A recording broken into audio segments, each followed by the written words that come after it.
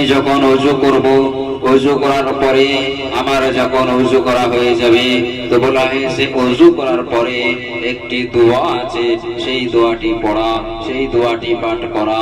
বলা হয়েছে তিরমিজি শরীফে হযরতে ওমর রাদিয়াল্লাহু তাআলা আনহু থেকে বর্ণিত, আশহাদু আল্লা ইলাহা ইল্লাল্লাহু ওয়াহদাহু লা শারীকা লাহু ওয়া আশহাদু আন্না মুহাম্মাদান আবদুহু ওয়া রাসূলুহু আল্লাহুম্মা ইজআলনি মিনাত তাওয়াবিন ওয়াজআলনি মিনাল মুতাতাহহিরিন।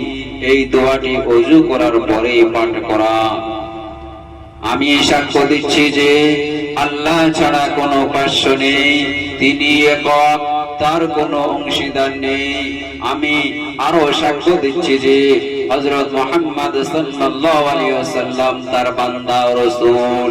হে আল্লাহ, আমাকে তওবাকারীদের এবং পরিষ্কার পরিচ্ছন্ন লোকদের অন্তর্ভুক্ত করে দিন।